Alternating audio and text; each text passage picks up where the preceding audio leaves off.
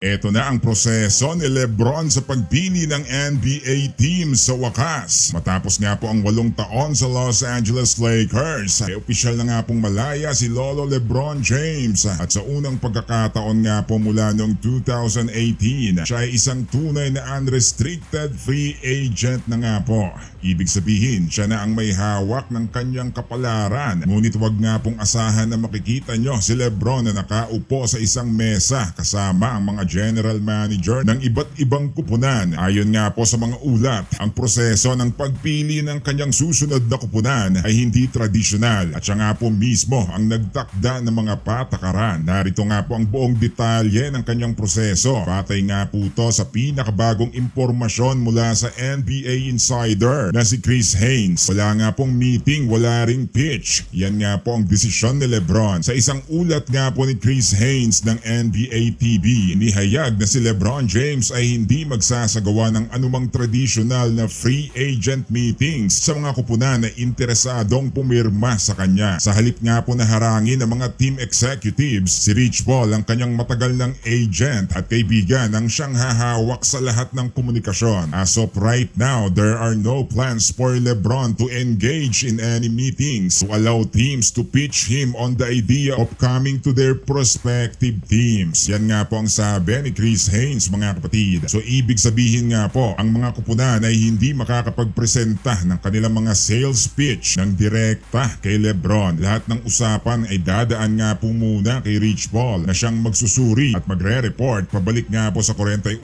anyos na superstar. Ang papel ni Rich Paul ang gatekeeper ni The King. Ayon nga po sa ulat, si Rich Paul ang magsasagawa ng lahat ng background work. Kakausapin niya ang mga interesadong kupunan o kolektahin ang kanilang mga alok at ipapaalam nga po ang lahat ng impormasyon kay Lolo LeBron. What I'm told is that his agent Rich Paul is doing all the background work. He's talking with teams. In return, he will relay all the intel and data to LeBron James. Sa pamagitan nga po ng prosesong ito, kontrolado nga po ni LeBron ang kanyang kapalaran ng hindi kinakailangang ma-pressure ng mga direktang pakikipag-usap sa mga kupunan. Hindi ito mangyayari kaagad. Ito ang timeline. Bagamat marami ang naghihintay ng mabilis na desisyon, nagbabala nga po si Rich Paul na hindi ito magiging mabilis na proseso. I don't think this happened anytime soon. Ayon nga po kay Rich Paul, ibig sabihin maaaring tumagal ng ilang araw o ilang linggo pa bago nga po malaman ng publiko kung saan talaga maglalaro si The King sa susunod na season. Ang desisyon ay nasa sariling timeline ni LeBron at hindi siya nagmamadali. Alin nga po bang mga kupunan ang interesado? Bagamat hindi nga po pinalang listahan, ilang kupunan na ang lumulutang bilang mga posibleng destinasyon ni LeBron. Una nga po sa listahan itong Golden State Warriors, isang super team kasama sina Steph Curry at Draymond Green. Pangalawa nga po itong Miami Heat, isang pagbabalik sa South Beach kung saan nga po siya nanalo ng 2 championship. Pangatlo nga po itong Cleveland Cavaliers, ang kanyang hometown team at ang pinaka-emosyonal na option. Pang-apat nga po sa listahan, kasama nga rin po ang Minnesota Timberwolves, isang dark horse na may purong basketball fit kasama sina Anthony Edwards. Kasama nga rin po dyan ang Philadelphia 76ers, isang win now na kupunan kasama sina Joel Embiid at Tyrese Maxey. Pang-anim nga po itong Denver Nuggets, ang defending champion na naghahanap ng karagdagang lakas. Pang-pito itong New York Knicks, ang pinakamalaking basketball market sa mundo. At last but not the least, itong kupunan ni Wemby na San Antonio Spurs, isang kupunan na may batang superstar sa katauhan ni Victor Wembanyama. Ayon sa mga ulat, ang Golden State Warriors at Miami Heat ang itinuturing na mga early frontrunners sa karera para makuha nga po si LeBron. Ang bottom line nga po dito, mga kapatid, isang bagong paraan ng pamimili ng kupunan. Ang desisyon nga po ni LeBron James na huwag makipagkita sa mga kupunan na isang makapangyarihang pahayag. Ipinapakita nga po nito na siya ang may kontrol. Hindi siya nagmamadali at hindi siya magpapadala sa anumang pressure mula sa kupunan. Si Rich Paul ang kanyang right-hand man. Ang tiwala nga po ni LeBron sa kanyang agent ay napakalalim. Sapat na upang ipagkatiwala ang buong proseso sa kanya. Ang kanyang desisyon ay hindi lamang tungkol sa pera. Kung ito nga po ay tungkol sa pera, maaari siyang pumirma agad sa pinakamataas na bidder. Ngunit ang kanyang proseso ay nagpapakita nga po na siya ay naghahanap ng tamang fit, isang kupunan na may tamang kultura, tamang mga kasamahan at tamang pagkakataon na manalo ng isa pang kampyonato. Sa edad nga po ng 41 2021, si LeBron James ay naghahanap ng kanyang huling kabanata at sa pagkakataong ito, siya ang magdedesisyon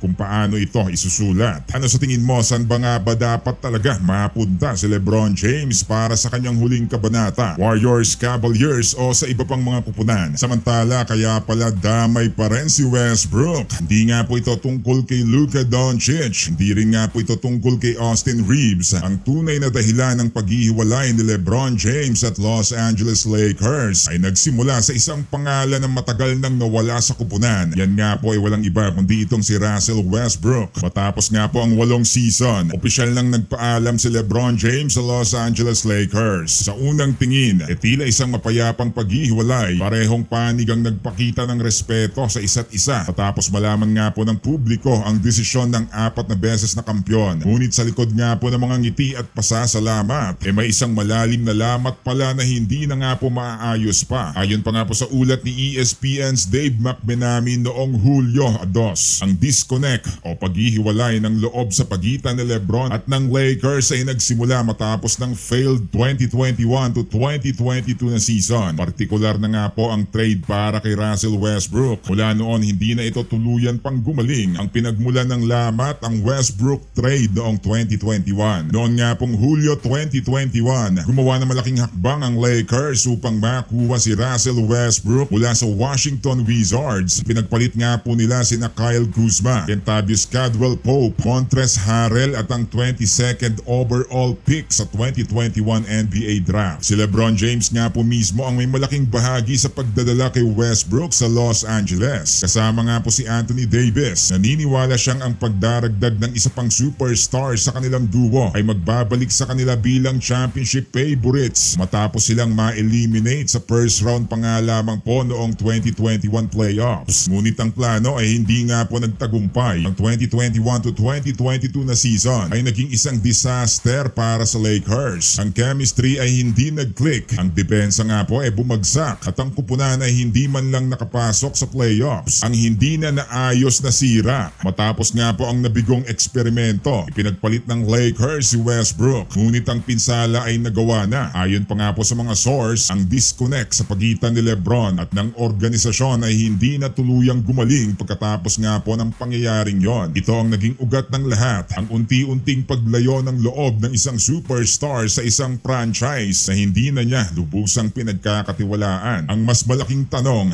bakit ngayon lang? Kung ang lamat nga po ay nagsimula noong 2021, bakit ngayon lang tuluyang naghiwalay si LeBron at ang Lakers? Ang sagot nga po ay nasa timing at direksyon ng parehong panig. Para sa Lakers, ang kupunan ay unti-unting lumilipat sa Luka Doncic era. Hindi na nila kailangan si LeBron upang maging sentro ng kanilang hinaharap. Para kay LeBron, ang kanyang layunin ay maglaro ng meaningful, competitive basketball. Isang bagay nga po na hindi na niya nakikita sa kasalukuyang direksyon ng Lakers. Ang paghihiwalay nga po ay hindi isang biglaang desisyon. Ito nga po ay resulta ng isang relasyon na unti-unting lumamig sa loob ng 5 taon. Simula sa isang trade na hindi nagtagumpay at nagtapos sa isang mutual understanding na oras na para maghiwalay. Ang bottom line nga po dito mga kapatid, isang relasyong naubos ng panahon. Ang pag-alis ni LeBron James sa Lakers ay hindi dahil sa isang malaking away o isang pagkakasundo kay Luka Doncic. Ito nga po ay bunga ng isang lamat na nagsimula pa nga po noong 2021 at hindi na naisaayos pa. Isang lamat na nag-ugat sa isang trade na pinaniniwalaan niyang magdadala ng tagumpay, ngunit sa huli ay nagdulot pa ng pagkabigo. Tulad nga po ng isang relasyon na unti-unting lumalamig, ang pagsasama ni LeBron at ng Lakers ay naubos ng panahon ng mga hindi nga po natupad na inaasahan at ng magkaibang direksyon ng kanilang tinatahak. Sa huli, ang paghihiwalay na ito ay hindi lamang tungkol sa basketball. Ito ay tungkol sa isang relasyon na hindi na maaaring ayusin. Gaano pa man nga po kaganda ang kanilang pinagsamahan noon. Ano sa tingin mo? Dapat bang mas maaga nilang pinutol ang relasyon o tama lang na naghintay sila hanggang ngayon? Ibahagi ang inyong opinyon sa comments.